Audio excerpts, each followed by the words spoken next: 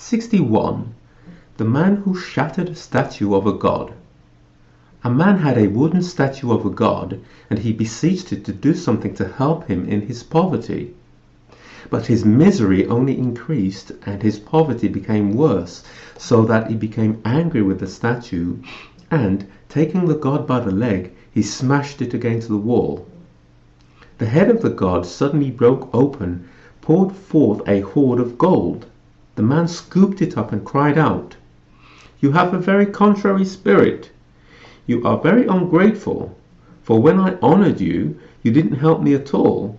But now that I have smashed you to pieces, you respond by showering me with gifts." This fable shows that one gains nothing by respecting a bad man, and one gets more out of him by striking him. 62. The man who found a golden lion. A timorous miser came across the statue of a lion made of pure gold, but did not dare to take it. He said, oh dear, I don't know what will come of this strange bit of luck. I'm absolutely terrified. I'm torn between my love of riches and my cowardly nature. For is this sheer chance? Surely some god or spirit has made this golden lion and left it here for me to find. I'm torn in two. I love the gold, but fear the image of the gold. Desire says, take it, but my fearful nature says, hold back. O fickle fortune, you offer yourself, but at the same time do not allow yourself to be taken. O golden treasure, which gives no pleasure. O favor of a god which becomes a curse. And what if I took it? How would I use it? What on earth can I do? I know. I am going to go and fetch my servants, and let them take this golden lion. I will watch from a safe distance while they do it. This story relates to rich men who don't dare either to touch their treasures or to put them to use. 63. The Bear and the Fox. A bear once boasted to a fox that he had a great love for mankind, since he made it a point never to eat a corpse. The fox replied, I wish to heaven you would mangle the dead rather than the living. This fable unmasks the covetous who live in hypocrisy and vainglory. 64. The Ploughman and the Wolf. There was a ploughman who had just unharnessed his team of oxen and was leading them to the drinking trough. Just then a famished wolf who had been searching for food came across the plough and began straightway to lick the inner surfaces of the yoke, savouring the taste of oxen. Bit by bit, without his noticing, the wolf's neck went down into the yoke and got stuck there. Unable to free himself, the wolf dragged the plough into the furrow. The ploughman returned and discovered the wolf caught in the plough. He said to him, Ah, you scoundrel-head, you! If only you would give up pillage and robbery and put yourself to work on the land. The wicked are not credible characters, and they really ought to do something useful once in a while. 65. The Astronomer. An astronomer was in the habit of going out every evening to look at the stars. Then one night when he was in the suburbs, absorbed in contemplating the sky, he accidentally fell into a well. A passer-by heard him moaning and calling out. When the man realized what had happened, he called down to him, Hey, you there! You are so keen to see what's up in the sky that you don't see what is down here on the ground. One could apply this fable to men who boast of doing wonders and who are incapable of carrying out the everyday things of life. 66. The Frogs who demanded a king. The frogs, annoyed with the anarchy in which they lived, sent a deputation to Zeus to ask him to give them a king. Zeus, seeing that they were but very simple creatures, threw a piece of wood into their marsh. The frogs were so alarmed by the sudden noise that they plunged into the depths of the bog. But when the piece of wood did not move, they clambered out again. They developed such a contempt for this new king that they jumped on his back and crouched there. The frogs were deeply ashamed at having such a king, so they sent a second deputation to Zeus asking him to change their monarch, for the first was too passive and did nothing. Zeus now became impatient with them and sent down a water serpent, which seized them and ate them all up. This fable teaches us that it is better to be ruled by passive, worthless men who bear no spitefulness than by productive but wicked ones. 67. The neighbour frogs. Two frogs were neighbours. One lived in a deep pond far from the track, while the other lived in a small stagnant pool on the track. The one from the pond advised the other to come and live near her. "You'll enjoy a much safer and better life here," she said. But the frog on the track would not be persuaded. "Oh, it would be far too great an effort to uproot myself from the place that I know so well and which I have always called home," she said. And so it was that one day a chariot passed along the track and crushed her. Thus it is with men. Those who practice the lowest of trades die before turning to more honourable employment. 68.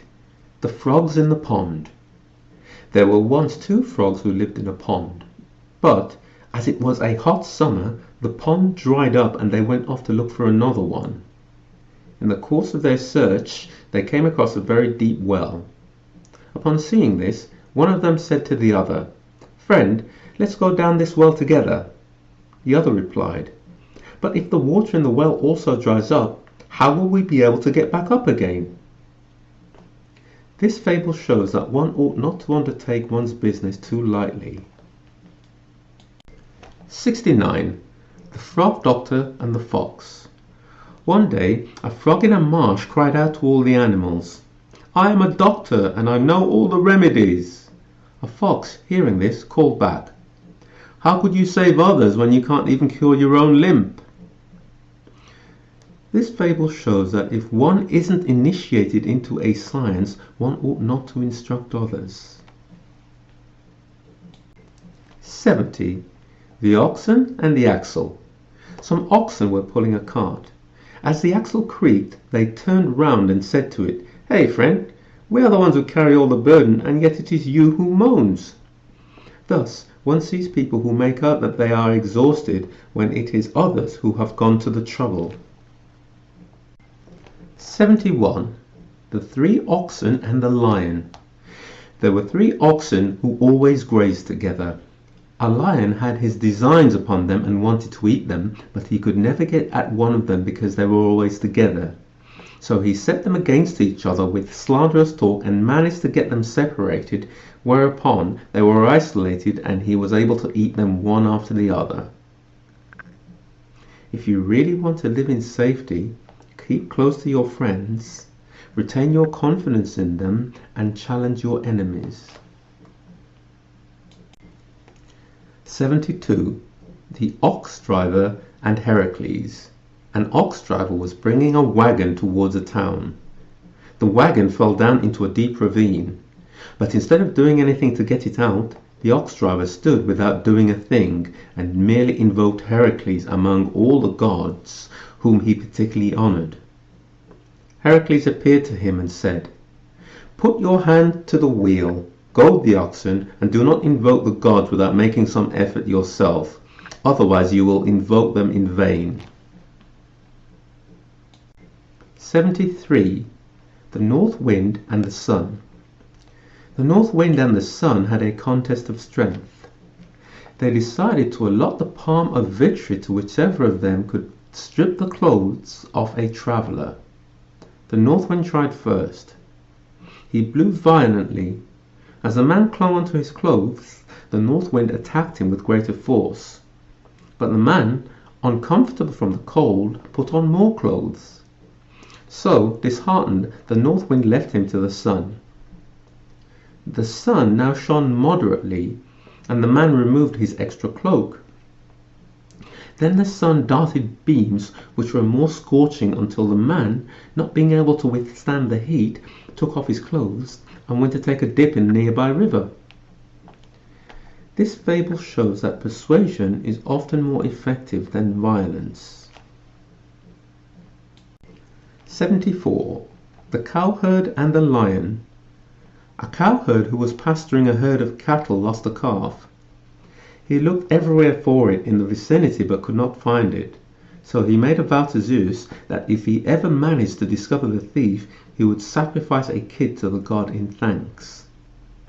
Shortly after making this vow, he went into a wood where he saw a lion eating the lost calf. Terror-stricken, he raised his hands to the sky, crying out, "O great Lord Zeus, a short time ago I made a vow to sacrifice a kid to you if I found the thief. But now I will sacrifice a bull if only I can escape from the thief's claws." One could apply this fable to those who are exposed to disgrace. In their difficulty, they desire to find a remedy, but once they've found it, they seek to evade their commitments. 75.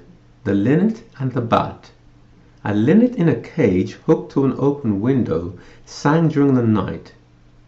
A bat heard his voice from a distance and, coming near, asked him for what reason he chose to keep quiet by day and sing only at night.